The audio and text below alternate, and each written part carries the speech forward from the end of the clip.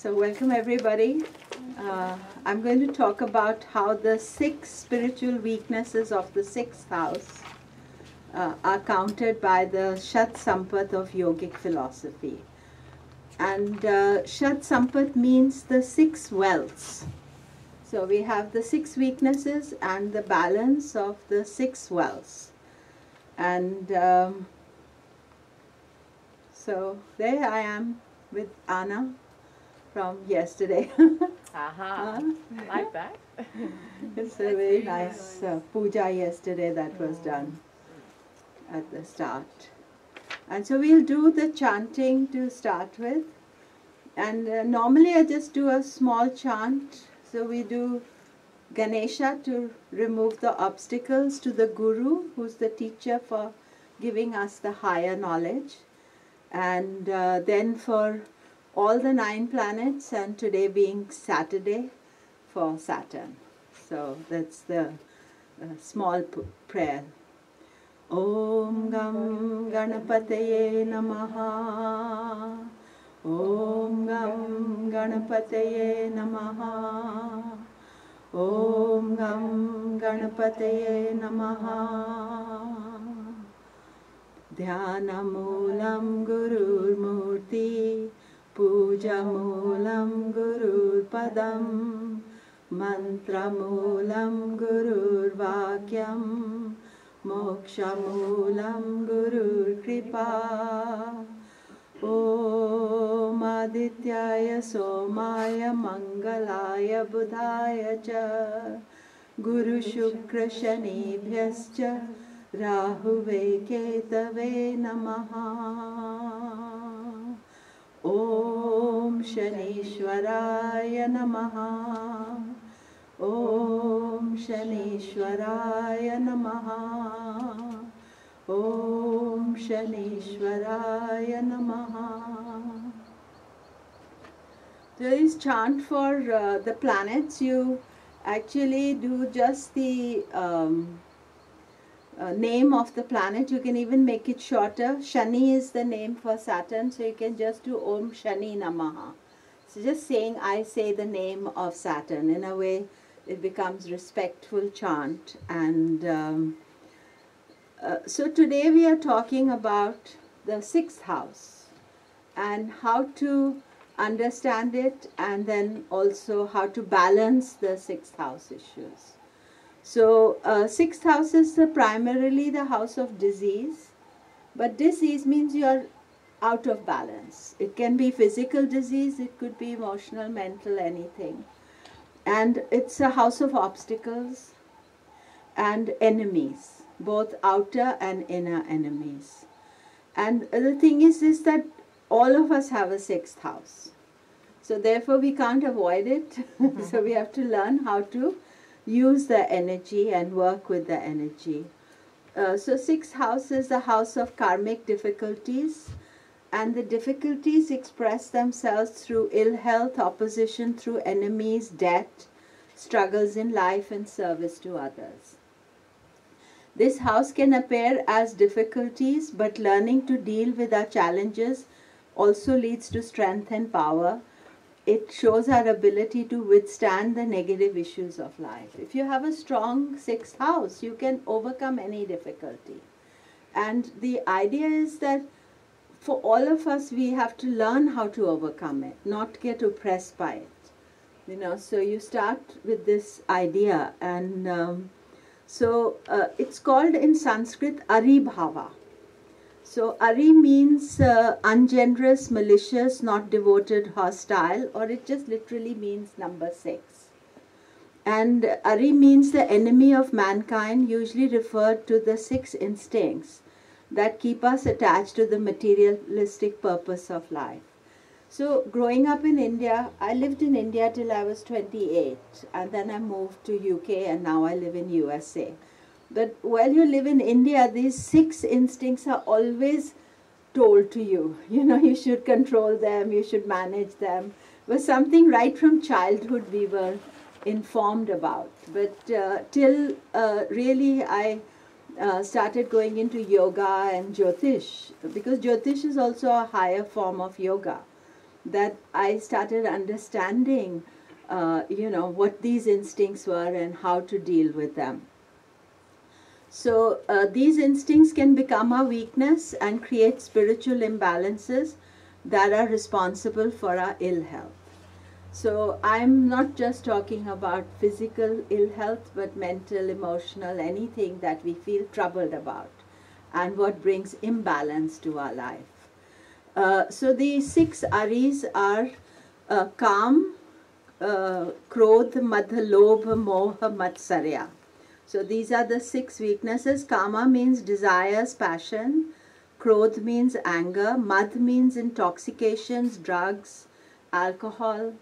Lobh means greed. Moh means attachment. And Matsarya is jealousy or envy.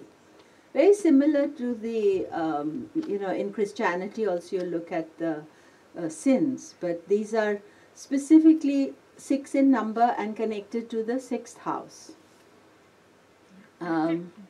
So these aris are also known as Shad Ripu. Shad means 6 and Ripu is enemy again.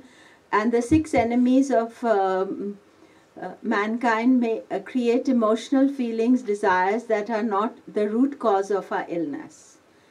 So the idea is that these things that we don't even understand that they are causing imbalance to us, because we deal with them on a daily basis, and some people with great intensity, but most of us with little things, that are creating the imbalance. So a strong moon and the lagna. So lagna is the ascendant.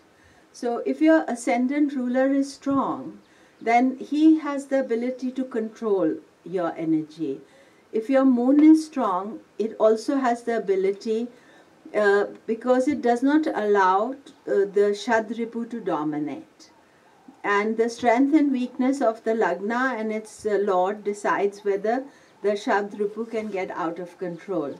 So this is a very key point in Vedic astrology and in any astrology, is that if you think about your ascendant ruler as like your CEO or your master president of your chart, so if he knows how to manage your other planets, who are all the subordinates that he's working with, then you can manage them. So nothing gets so strong that they become oppositions and they create negativity. Or if your moon is strong. Moon is the mind, the ascendant is more your intellect, your physical self. And in Vedic astrology and through the philosophy of the Vedic knowledge, we are always trying to strengthen the mind. Your starting point may not be strong. And as I explained to you yesterday, the moon is all the time troubling, even if you have the perfect moon in your chart. Because it's daily doing all sorts of things. It's with Mars today, it'll be with Saturn tomorrow, with Pluto day after. I'm just talking, I don't know where they are, but with the nodes. So it's up and down, waxing, waning. So we have to manage the moon, and one of the great ways of managing your moon is through chanting. So we do listen to chanting, but doing your own chants. That's a very simple remedy to do. That's why we always start a program with chanting. And even your name is like a chant. So if you have a nice name, people call you nicely, it's like a chant to you. So it helps your mind. But helping and working with the mind and also your ascendant, what are the things that support your life? So that is what I'm saying. You can have a starting point as a strong moon, or because everything you're seeing is a balance. Because if the 6th house is your obstacle, what are the talents you have to fight those obstacles? That's one thing. And even to fight your illness. If you've got a strong sun, you have a strong ascendant, then you are master of your illness. If those things are weak, then the illness can take hold of you because you have a low immune system. So you have to see the balance. So, but if the 6th house is very powerful, the weaknesses can dominate. So the first weakness that we study is called Kama. It's the first and the most important weakness. It is also Purusharth. Purusharth is one of the 4 aims of life. So in Vedic knowledge, we have 4 aims of life, and the most important one of them is Kama. That means you must enjoy the quality of life. But it's also your weakness. So contradiction suggests that only uncontrolled karma is negative for us. And the thing about karma is that it's a physical reaction. It's our desire for sex, desire for relationships, for connecting. But if we have that good, healthy desire, it cannot be a weakness. But if it gets out of control, then it becomes a weakness. And in the chart, Mercury, Venus and Saturn are the lords of the Kama houses.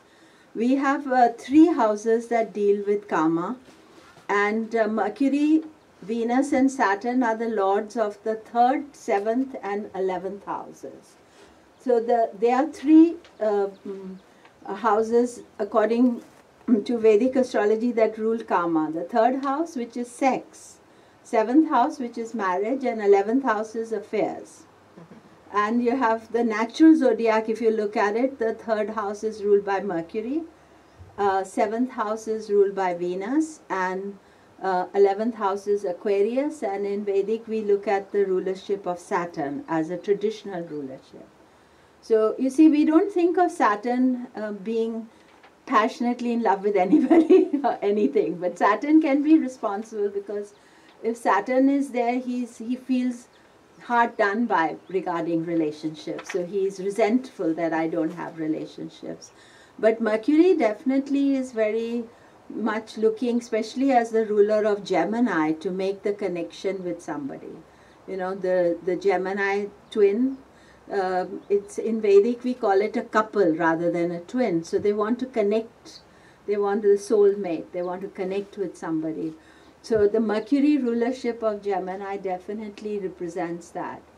And of course, so the Kama is also the physical element of our own physical desires. So in order to manage them, we have to deal with, you know, fidelity and constant relationships and good, healthy relationships, whatever it means in the times you live in. We shouldn't think something 500 years ago is relevant today, or when the Vedas were written, but what is relevant today in your country, where we live, the times we live. But so that is the first weakness. And then the second weakness is called Krodha. And Krodha is anger. And Sun, Mars, Saturn, Rahu, Ketu, all can be angry. Mars is the primary significator, but Saturn is extremely angry planet. Actually, he is a planet that holds on to anger. And when we look at anger in the form of depression, you know, where people who study depression is also kind of anger, that is not a Mars anger. Mars anger is you get angry, you've said it, that's it. Other person may not take it nicely, but a Mars person has said it and forgotten about it. But Saturn will hold the grudge. And in the mythology of Saturn, Saturn is the son of Surya, the sun god. And he's rejected by the sun god. So Saturn holds a lot of anger against authority, against power people. And you see that if you have Saturn connected like to your 4th house, which is to the home, and other areas. Of course, 6th house we are looking at just now, but Saturn can be definitely very angry and he's angry in a depressive sort of way and holding on to anger. And Rahu also, Ketu, both of them, they are shadow planets, and they are also, because they are unsettled, we spoke about that yesterday, they are half, so they don't know the full story, so it's very easy for them to get agitated. And if those of you ever watched an eclipse happen, you see that the nodes are driving through the sky like a force. It's very powerful force. And that force can also be represented in anger. And of course sun, because sun is the king and he's a hot planet, and you see that arrogance or the sun anger also is reasonably pure anger. You get angry, you say it, don't hold on to things. So in anger issues, you really need to study the role of Saturn, Rahu and Ketu, because they are more complicated angers than pure anger of Mars or of Sun. Sun is the easiest anger to deal with, second is Mars, and then the other three are more complicated. Then Mad means intoxication and obsession. And the most obsessive sign we all know is Scorpio. So if you have like, if you look at the natural zodiac, the natural sixth house ruling for Gemini ascendant, sixth house is ruled by Scorpio. If you just look at the natural chart, one sign, one house. But Rahu, Ketu again, they can get intoxicated and obsessive. And then Moon. Moon has specifically, because the mythology of the Moon also suggests that he falls in love with one. He has 28 wives, and then he falls in love with one wife very obsessively. And the Moon is the 28 different interests you have. But the one interest is your passionate one. You know, you're not, the others are just like, okay, but, and so it's very easy for the mind to get obsessive about something. And then in, especially when you study the Moon is placed in these different nakshatras. Nakshatras are the lunar mansions, and each of the nakshatra has an animal connected with it, and the animals of the nakshatras can be very obsessive. So like you have the elephant, it can go into mast, so that means it gets into like a sexual obsession. A lot of animals in the wild, when they get into a state of mast, you can't control them. So that is connected to the Moon sign. So, but that usually you don't see it so often unless the Moon is very troubled. And so we see that with Bharani and the elephant. There are each nakshatra, there are two elephant representations of the nakshatras. So you can see that. Then greed, Lobe is greed, and Mars, Saturn, Rahu, Ketu. You see, they are starring a lot. Saturn is repeating itself and the nodes. That's why it's so important to understand their quality. So the thing about Mars and Saturn is they want to be, Mars wants power. So the greed is with power. I want to control, I want to be the boss. Saturn's greed is because he has been denied. He actually belongs to the dynasty of the kings, but he's a pauper. He's been thrown out of the dynasty. So therefore he wants what the kings have. And Rahu Ketu both eclipse the sun, so they want power. So the greed is possible with them.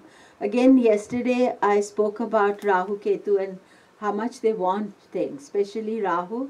And Ketu also, because Ketu holds on to, is greedy because he holds on to things. So it's a different kind of greed.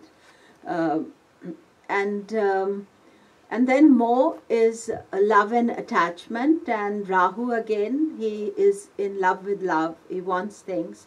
Moon and Venus. So, and the final one is jealousy, and again in jealousy, Rahu, Ketu, Moon and Saturn. Actually, Moon's story of the Moon also suggests how Moon is a male god in Vedic astrology. And he has these wives, and the wives are jealous of his love for the one wife. So he gets cursed because of that. So sometimes your Moon is also having to deal with jealousy issues. You know, emotions have to deal with other people's jealousy as well, not necessarily yourself being jealous of something. So, and the nodes and Saturn again, because Saturn is jealous of what he doesn't have. So he's a generally deprived planet. And remember, they may not all act like that, because in order to see that in the chart, you have to see how well they are placed, how they are connected to the 6th house, what is there in the 6th house to see this aspect. That you have the 6th house, you may have planets in your 6th house, you have a ruler of the 6th house. So depending on the dignity of the planet, and remember the dignity of your ascendant ruler and the moon, because what is your balancing power? You know, you see the difficulties, and in this you notice that in all the weaknesses, Jupiter is not featuring. So Jupiter is regarded as the guru. So he is both your inner teacher and the outside teacher who can teach you and allow you to develop your higher self. So therefore, often a good teacher, a good advisor can help you to deal with these weaknesses. So there's a lot, you have to see a lot of multi-layered approach. But the main thing is this, that what is the strength of your positive energy as against the difficulties represented by the 6th house. So it's not just that the 6th house can overpower and everybody is involved with that. But generally, what are the sign ruling the 6th house will have this impact. So I've just given a little bit of planets and their connection with the signs. Now, I do understand that all of you are Western astrologers here, most of you, and I'm talking Vedic. So you have to see how it works out, but I'm sure that there are some similarities as well. When I look at Aries in the 6th house, it may represent something slightly different because we use the sidereal zodiac, but the concept is the same. So you can, so Aries of course is ruled by Mars, it's anger. So if you have Aries ruling the 6th house, then remember Mars, Aries anger is I've got angry, I've moved on. It's not a holding on to anger, but still, you know, anger issues are there. In India, people don't like anger so much, and as we were growing up, we were always told to remain calm, but it's also focusing your anger to positive things. You know, just being angry for the sake of being angry is no good because you're creating illness. But if you are angry, you use that energy, you walk or you fight for a cause or you do something positive with it. You can have a positive or a negative anger. But, you know, if you're sitting in a traffic jam and being angry, it's not productive anger at all because nothing you can do about it. Taurus is possessiveness, greed, because Taurus is earth sign. He wants land and property and comfort and things. Gemini is desires and attachment. Gemini is definitely attachment because Gemini is the couple. So the Gemini is attached to the concept of finding the other half. So if you have Gemini in the 6th house, then that is one of the issues that you work with. Cancer again, attachment to emotions, jealousy. Leo is intoxicated by power, ego, anger. Virgo is also attachment. Libra is karma, desires. Scorpio can reflect any of the Aries because Scorpio likes to hold on to things, you know. It's very transformative sign, don't get me wrong.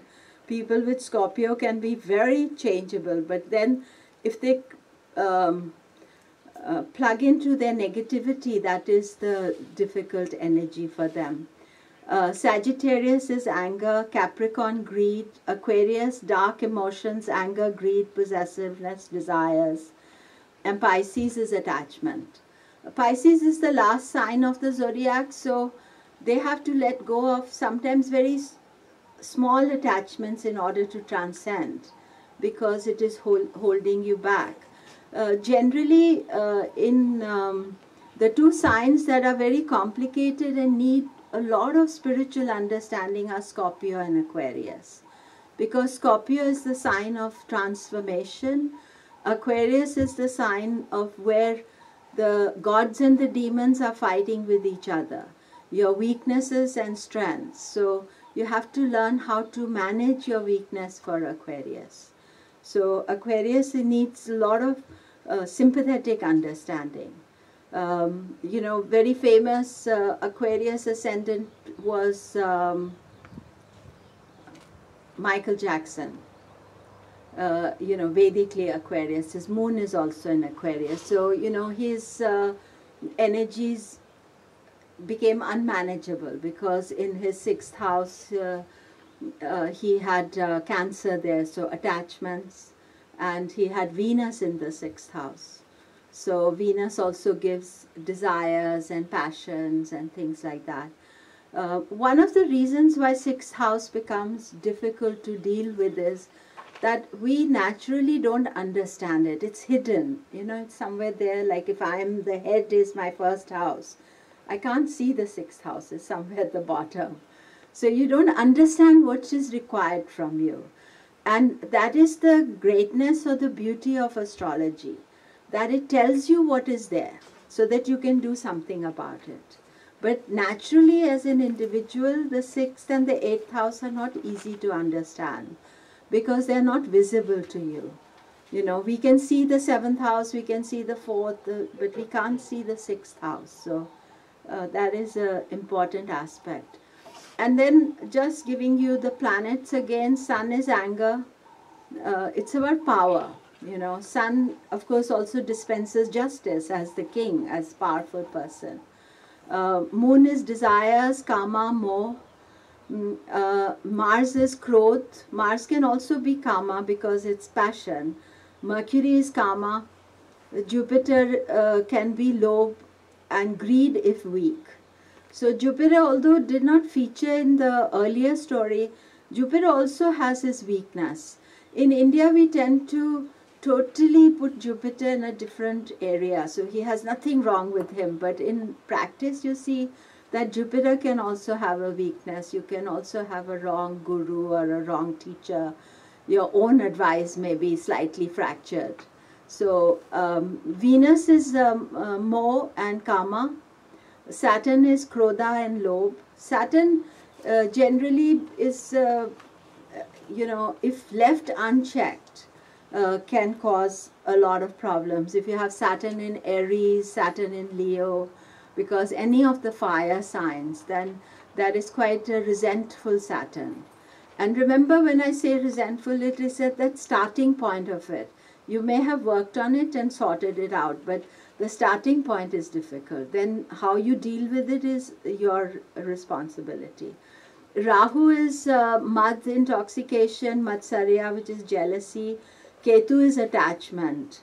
Matsarya, jealousy. Ketu is attachment because in order to transcend, we have to let go of our attachment. You know, in order to move on onto the next level of any spiritual development. So Ketu brings the self-realization, but he first gives you the attachment because he's holding us through our past lives, through our subconscious. So he's holding us back. So in order to let go of the attachment, we have to study Ketu. So all these planets, if they are placed in the 6th house, or they rule the 6th house, they will bring out these issues. So, you know, you have to look at the balance between the 6th house and the ascendant. And I will just show you Michael Jackson's chart one sec. I know many of you, I don't want to show you too many charts because we are looking at the Vedic chart, but so Michael Jackson's birth data that I have is connected to when he was having trouble with his court case. He was visiting a Vedic astrologer in LA, but 200 times he visited him. So when he died, he shared the birth data. Before that, we didn't have his time of birth. So What is his time? I just give it to you. So it's 29th of August, 1958. 1932 in Gary, Indiana, USA. So from a Vedic point of view, he has Aquarius ascendant and moon in the ascendant. And moon rules his 6th house, so the house of weaknesses. And moon, of course, is all about emotions as well. So you see that, and then he has his ascendant ruler, Saturn, is in Scorpio. And Scorpio is a very complicated sign, you know, it's about the urge to transform. But quite often the transformation is there, but people get held back. You know, they want to transform. Aquarius, very powerfully spiritual sign, but it has to deal with its gods and demons. So you see here that he has the 6th house ruler in the ascendant.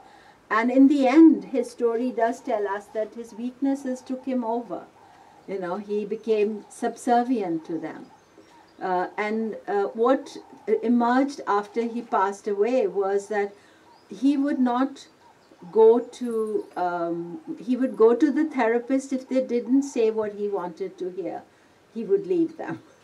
He would search for the therapist who was giving him the advice he wanted. So, and you see here in the 9th house, which is the house of the advisor, he has Jupiter and Rahu together. So many people talked about it, and even one of my students, he was working in a hospital where Michael Jackson came for some treatment. And it was this whole messing up of it, which can happen easily when you're in a media situation, because people are enablers to your weakness. But you see, he had to deal with that because his 6th house ruler is in the ascendant.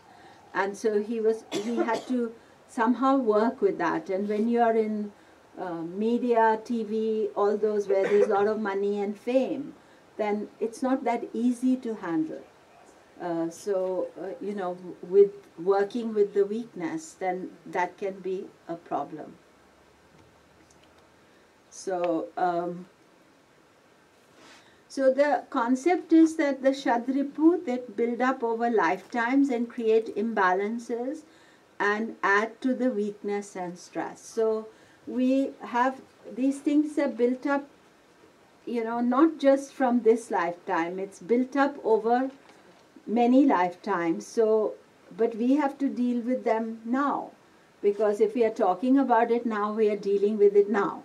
You know, some people don't deal with it ever, but it is, so the yogic concept is that Shadripu are counteracted by the 6 wealths or Shad Sampat of the Vedic philosophy and Jnana Yoga. So Jnana Yoga is the highest aspect of yoga, and Jnana means the yoga of knowledge. So in the yoga of knowledge, there's this concept of Shad Sampat, and Shad Sampat means the 6 wealths. So, Shad means 6, Sampat is wealth. Instead of drowning in the toxicity of the 6 weaknesses, we can learn to develop this Shad Sampat and improve the quality of well-being and health. So when you're studying high yogic philosophy, so there's 4 yogas. You start with Karma Yoga, which is selfless effort. Bhakti Yoga is the yoga of devotion, of prayer, and then we have Raja Yoga. That is what the yoga we know, in which the asana comes in, the practice of the yoga postures and breathing practices. And there are 8 sections of the Raja Yoga, and then finally is the Jnana Yoga, which is a yoga of knowledge. So when people are, you meet the great sages, they are all Jnanis. They are on the path of the Jnana Yoga. So, so this is not a quick route to perfection. We are exploring the root of our weaknesses and disease, but by counteracting our weakness with strength, we develop our strength. So the idea is this, that you don't leave anything in its raw state, you know, and it's not necessary that you're saying, oh, I'm dealing with Saturn today. I'm dealing with this planet. You're understanding that these are existing in all of us due to our birth. Some may be having bigger issues and some may have lesser issues. But it's how to counteract them. So this is part of, the Shad Sampat is the part of Jnana Yoga Sadhana. And so all material from the Shad Sampat I am presenting here is part of the Shivananda tradition. So Swami Shivananda, had him today as the Guru. He has written a book called Bliss Divine and Sadhana. But actually it's only like one little 4 or 5 verses in it. So you need somebody to teach it. And Swami Sita, she's a friend of mine, and I was just lucky that I was there at the ashram and she was teaching this. So I went, I was there, she said, come and attend my lecture, and I attended, and she talked about the 6 wells. And I immediately connected the two together. And so it's very much because of that workshop that I started talking on this balancing energy. And then the book Viveka Chudamani, it's also a small book that is available. Swami Shivananda's books, many of them are available free for download.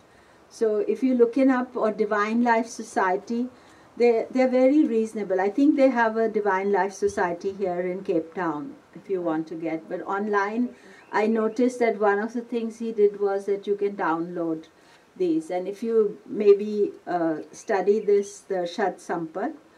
So when attending a workshop with Swami Sita, I made the connection between the 6 enemies and the 6 wells of man, the Shad Ripu and the Shad Sampat. And where there is an enemy, there must be a counterpart. So that is the key aspect here, that where there is a negative force, we have something positive that is allowing us to deal with it. So, what is often not discussed about the 6th house is its ability to get siddhis and overcome adversity and transcend even the most difficult challenges. So siddhis are called accomplishments. And the most famous person who showed his siddhis was Sai Baba. You know, he could bring anything out from anywhere. But in the Vedic text, they talk about people have the ability to become small, to become big, to travel from here to USA without a flight, you know, be 2 places at the same time. There's a sage in India, he's no longer with us, but he's called Neem Karoli Baba. And it's quite often said about him that people have known that 2 people said he was with us in 2 different places. So he had the siddhi to appear at different places without actually traveling there. So these are kind of things about lore, but it's about, all comes from the 6th house. And the siddhis can only come when we learn to transcend what appears to be our weakness. So, struggles versus siddhi. Siddhi literally means accomplishment. Actually, okay. No, I'm okay. So what appears as difficulty or problems, but learning to deal with them also leads to strength and power. It shows our ability to withstand negative issues of life. We gain siddhis and accomplishments. By understanding and modifying our weaknesses, we become strong. So in order to attain Shad Sampat, we must be immersed in sadhana. Sadh means to exert, to endeavor to get a desired result, a siddhi. Any spiritual practice is called sadhana. So sadhana is basically a practice to gain something, but not gain something in a material way, but to gain something in a positive spiritual way. So, siddhis are accomplishments, not ordinary ones, but ones gained by controlling the inner weakness and gaining spiritual progress. So, you know, I think it's not about suppressing these desires, but it's about managing them. Because if you suppress them, then they are stuck and then they will come out in a big way. So it's about learning to manage them over time. So the whole information about the six wells comes from this practice called sadhana chatushtaya. And sadhana means, as I said, a spiritual practice. Chatushtaya means four. So a spiritual aspirant must walk on the path of truth by acquiring the four sadhanas. A person who wants to deal with their shadripu must also follow these. So these four sadhanas, out of which one of them is the six wells. First is called Viveka, second is Vairagya, third is Shad Sampat, and fourth is Mumusutta. I will just give you the explanation. Viveka is discrimination. So the Viveka is awakening between what is good for you and what is not good for you. That is the first step towards understanding that what is really correct for you. Again, I must emphasize, according to where you live, according to your social energy, not according to what I think is correct for you, but where you are living, according to the times you live in. So the thing they explain here is Atma and Anatma, self and the non-self. What is real, what is unreal, Sat, Asat, real, unreal, Nitya, Anitya, permanent or impermanent. So these are the three things, but basically it is to be enlightened enough to understand that what is right for you.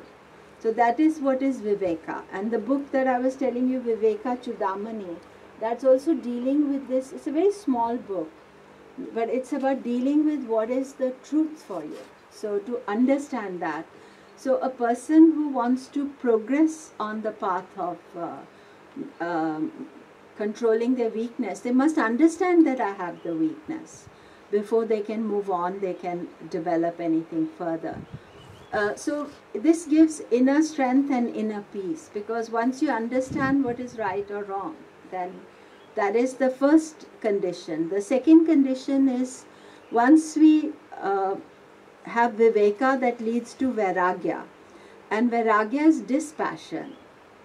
To separate yourself from the objects of desire which are perishable and impermanent. So a person who has Vairagya has no Rag Dvesha, means no attachment or attraction or repulsion. But basically Vairagya doesn't mean lack of empathy or lack of caring. Vairagya means detachment, that you are almost learning to watch your life as a play, as detached from sometimes things that are troublesome to you. So you learn to develop that sense of detachment and to watch life as it progresses. And so it's not essential they abandon their material responsibilities, but they have a life of dispassion, giving equal importance to happiness and sorrow, gain and loss. One of the things that my guru taught me, I was going through a really bad transit, and he said to me, "Oh, you must love your bad transits." And I said that I don't love them at all. This was about 30 years ago. Because obviously I was thinking I was suffering. And he said, well, that's all part of it. Tomorrow you'll be very happy. So you have to have a balance, that you're not overly happy that I got everything, and then you're not totally sad, because life comes cyclically. You know, you'll get these periods. So you have to learn this concept of detachment, that even happiness is good, even unhappiness is good, because that is part of your learning to deal with life. So a person who's in a state of vairagya, they learn how to balance even because they know that the extreme joy may not last, and the extreme sorrow also will not last, because it's perishable. That the joy that we feel, what we interact with, that is and then we come to, so first you have to have these first two steps, that you are enlightened and you are detached. And in a way it means you're also detached from your chart because your chart is just a way of how your life is expressing itself. It's not you. It's what has got hold of you. and that is your old karma, it's your old thing. So we have to not feel sorry about our chart, that we have these issues, but we have to have the enlightenment and discrimination to understand that we are acting through it, but we are not it. It's not essential that they're, sorry, I went the other way around. So then we get the dispassion, and then we come to the 6 wealths. So the Shad Sampat, the 6 virtues. So these are the 6 virtues: Sama, Dama, Uparati, Titiksha, Shraddha, and Samadhana. Sama is serenity, tranquility of mind, balance. Mind controls the 10 organs of perception, 5 organs of action, therefore controls is of utmost importance. And the mind can easily get out of control. So in order to practice Sama, we have to really practice our moon. You know, our moon in the chart are the moon by transit. So in India we have a system called the Panchang, which is a daily lunar calendar, 5 limbs of the day. So many traditional people, not necessarily astrologers, they look up the Panchang daily to see what is the quality of the day. It's like an almanac, but it's a bit more than an almanac. So it's like following in the path of the moon, understanding today moon is difficult, so I mustn't lose my balance. So that is something we can look through astrology to get the balance. Or, you know, for example, at this stage, we have a lot of difficult energy taking place. We have Mars is with Rahu, Venus is with Mars. They are all together in Vedically in Virgo. So as we are concentrating on astrology and higher knowledge and things, our mind is not focused on the problems of it. It's focused on the elevated energy of it. So we are able to deal with that. But obviously it can throw up problems. So in order to have the serenity, the knowledge of astrology is very important. Because astrology and the transits are always counteracting our serenity. So when we are astrologers, we have a third eye. We can see something that an average person can't see. So therefore we can create that balance, of course with the other practices as well, but understanding that the mind should be in balance. So if our mind is in balance, so mind in the chart is the moon, it's forever changing and experiencing different qualities. So what we have to see is the natal quality of the moon, the dashas, which are the time periods, and the transits. So you are seeing that regularly to develop this balance within you. And the thing is that if you're going through a difficult transit, doesn't matter which astrology you're looking at, then that doesn't help in your balance. So therefore then your practice to establish balance has to be even more. And the practice is not, doing yoga, doing the right thing, eating the right food, working with your issues. There's lots of things that you can do. But you have to see that what astrology does is it enlightens us that this is a time where we are out of balance. And of course, one of the easiest thing of out of balance is that you fall ill. And Swami Shivananda has a very good book on nature cure. And he says that when you're ill also, the body is just way of renewing itself. So if we cure ourselves normally through natural ingredients, so if you have a temperature or fever, small things, not big issues. But you have to think about that balance as the key area. Because that when you're thinking about these things, you're already in a more enlightened state. So you come to think about the balance, and transits are more likely to disturb the Sama, and we need to be aware how planets create our imbalances daily. So it's a good practice to look at the planets and see, and then having some concept and idea of how to cope with them. You know, I've been practicing astrology for 20 years now. So I've been studying full time. I'm a full time practicing astrologer.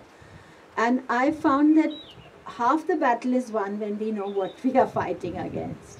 So you see that you know this is trouble, so you know your balance can be out.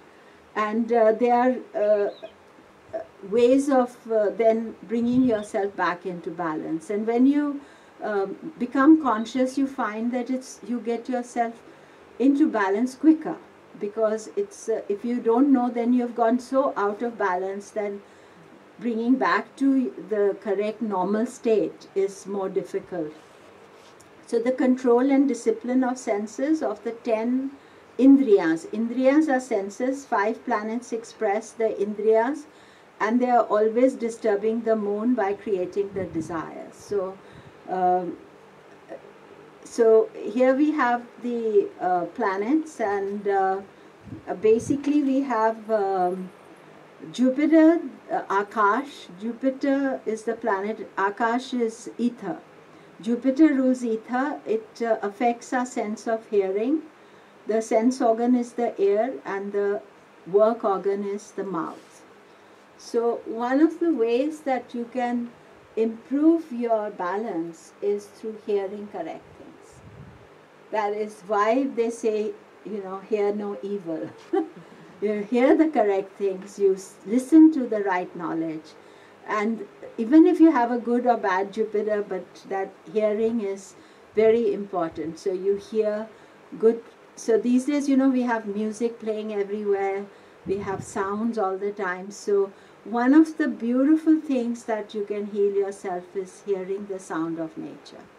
So that is what at Shambhala it's so beautiful, that you can just be in nature, walking with nature, not walking fast. I'm told in Japan they say that you walk under the trees during the day, you're having a tree bath. And what you're doing is actually, when you think about it, is that you are bathing in the oxygen, because during the day the trees are giving out oxygen. So not a night walk, but like here, you see, you're at that very intense point. Why people relate to nature? So the sound, the natural sound, so the sound of the bird, not the manufactured sound, and then of course also the sacred sounds, the sound of sacred knowledge, of good knowledge, rather than just so when you listen to TV and all the bad news, then that's not a good thing. Then the second is Vayu, which is air, which is controlled by Saturn. Very interesting. Saturn element, natural element according to Vedic, is air, and his sense is the touch, and the sense organ is the skin and hands. And there's one person who does Vayu element very well, and she is the sage Amma. I don't know whether people know her, Ammachi or Amma. She's the hugging saint. When you go to hug her, she hugs you and she holds you. So she touches you, doesn't matter who you are. And I was talking to somebody, the guy who was running the thing, he's a follower of her, just earlier on. And she has an exalted Saturn in her chart. She's born in September in 53, and so Saturn had just moved into, and when you go to her ashram, she will hug you, doesn't matter. You know, and she'll keep on hugging you till late at night. But when you go to her, that she has the power to transmit something very beautiful.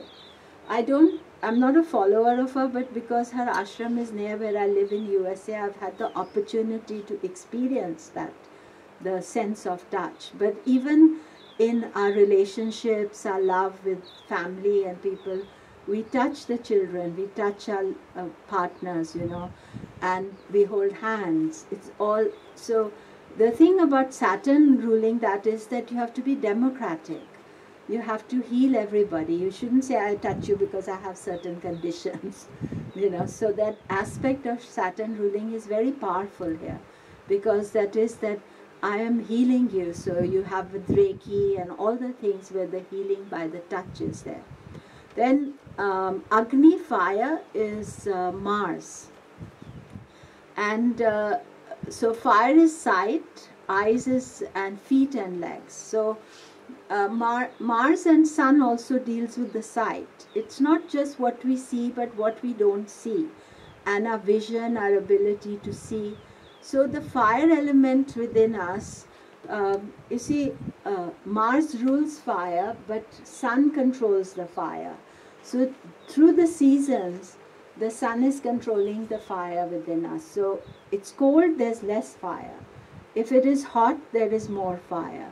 So the Ayurveda, which is the science of life and eating and herbs and all, they manage the fire through food. During the seasons when it is hot, like now we are in Cape Town, it's coming to summer, so there'll be some foods that come up during summer that are cooling you. So the fire is always kept under control, because if the fire gets out of balance, and if you have too strong a Mars in your chart, or you have too strong a Sun, you can burn out, you can burn yourself, just like fire.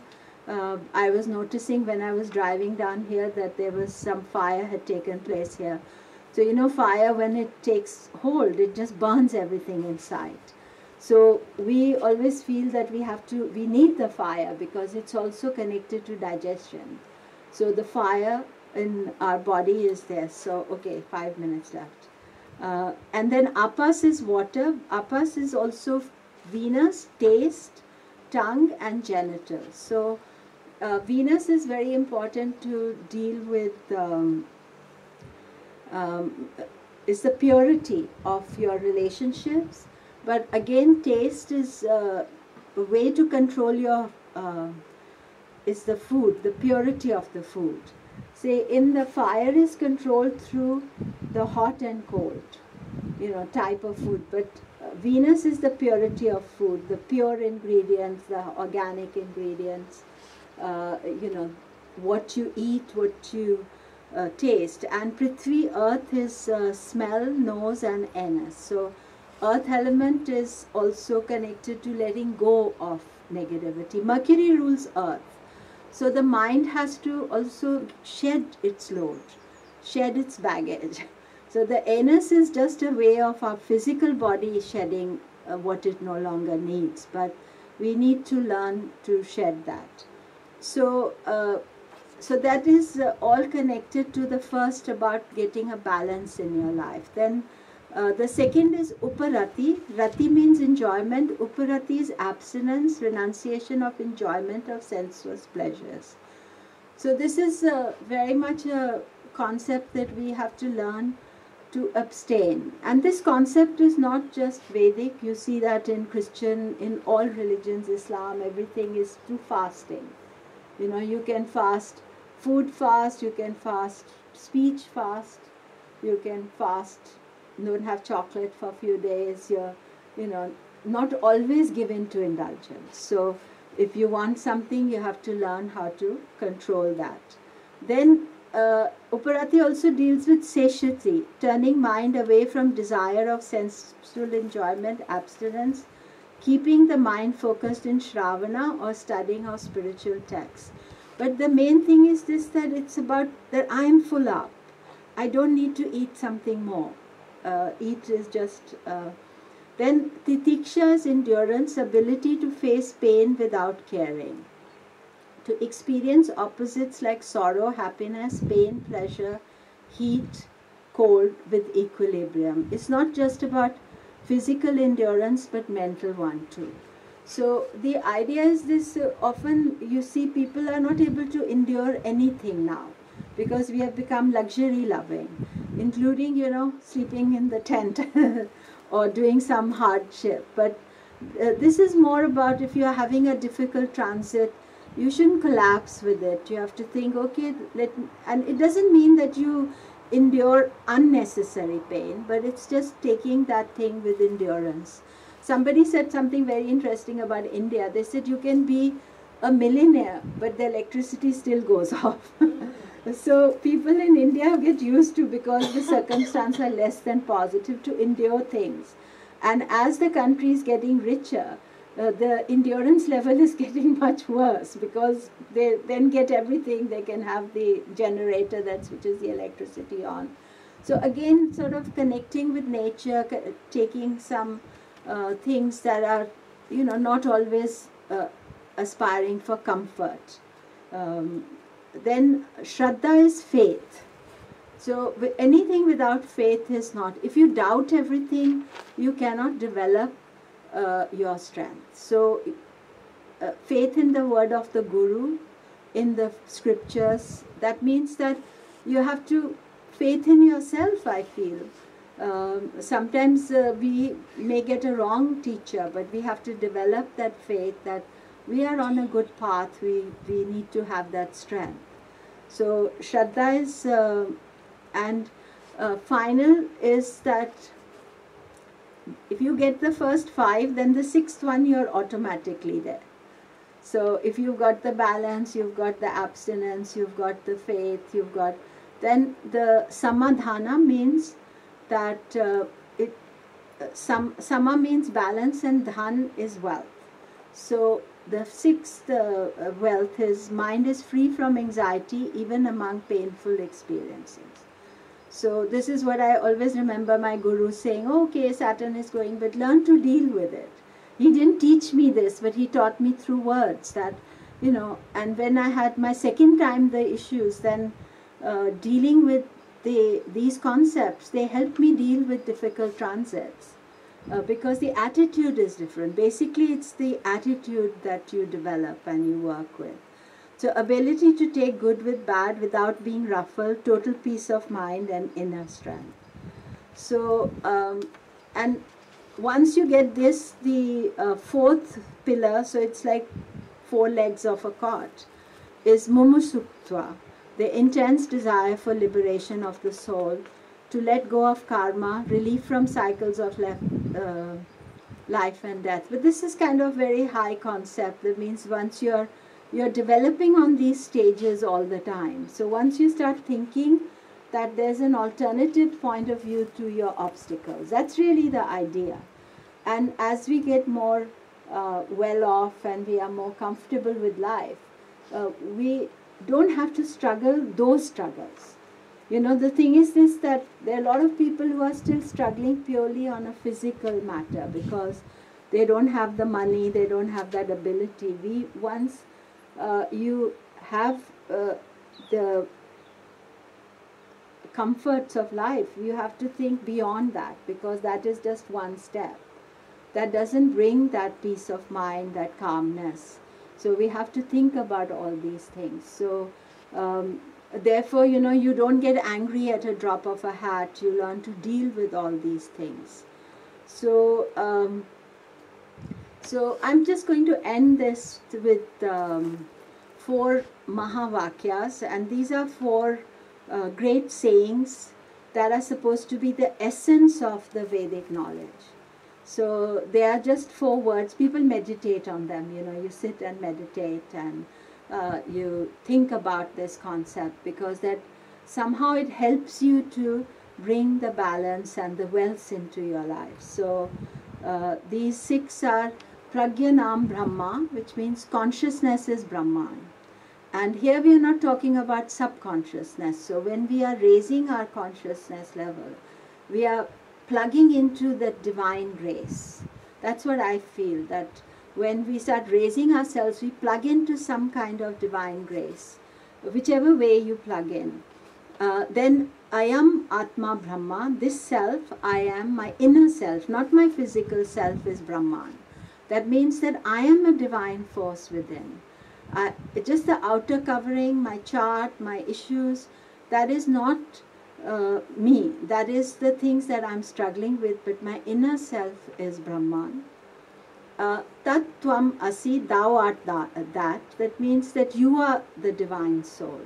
That's a very popular saying, Tat Tvam Asi, that you are part of the divine energy. And Aham Brahman Asmi, I am Brahman, which is again that I am the divine consciousness. So everything, all our struggles, if we plug into this idea that we are the divine consciousness, all the wisdom is within us, but we sometimes need a teacher or somebody who gives us the spark to think differently about our obstacles, our problems. And the greatest joy of astrology is because astrology is called Jyotisha. It's the science of light. So it's throwing the light at what is the thing you're struggling with. So you don't have to try to think, what am I struggling with? Because that's the template is there for you. The times, the transits, the everything. So then you can see that that divine energy can be brought out. And often it's described that before we start our practice, we are studying ourselves as if we are reading through dark glasses. So our issues are all colored. And as we develop, the glass becomes clear. So the purity shines through and we can see what our issues are through the clarity of ourselves. So if you think about it, that your inner self is divine and pure, and we want to reach that energy, so we want to have a clarity of understanding. To me, the first and most important factor is our chart. And the second most important factor is detachment from it. So first we learn what is there, then we learn that, yeah, that is my way I express myself. Maybe if I change it slightly, I can improve it. So, but each one has its own journey. So that is where a good astrologer or a good person can guide you to do that. And to me, I think that the best way is to study it yourself, which you're all doing. So thank you. So, any questions? Anybody has any questions? Yes? I did wonder about if somebody has a natal conjunction of Pluto with the moon. Yeah. How that affects trying to overcome that intense natal force. So, I mean, I'm not an expert on Pluto, but I will give you my opinion.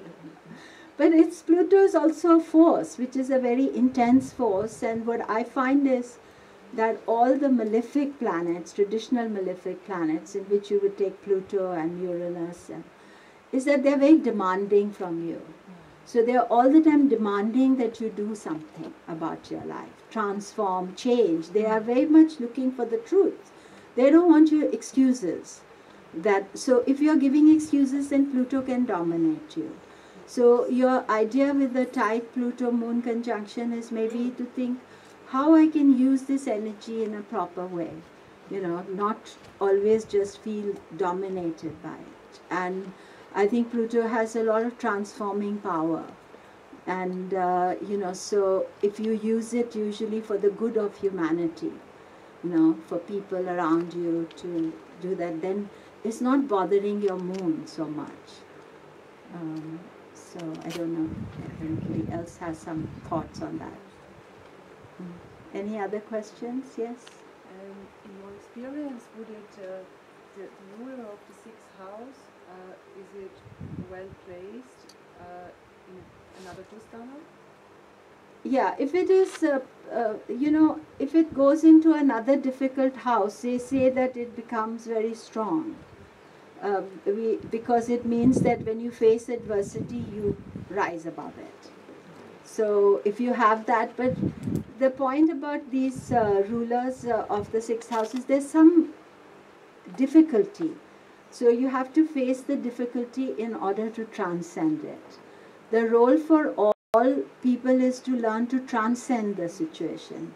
But we can't just straight off, so there has to be some issues that you have to understand and work with. Often these planets give physical health issues, sixth house ruler where he's placed. But, you know, now with, you can learn to deal with that. Okay, I think we are running out of time. So thank you very much. Thank you.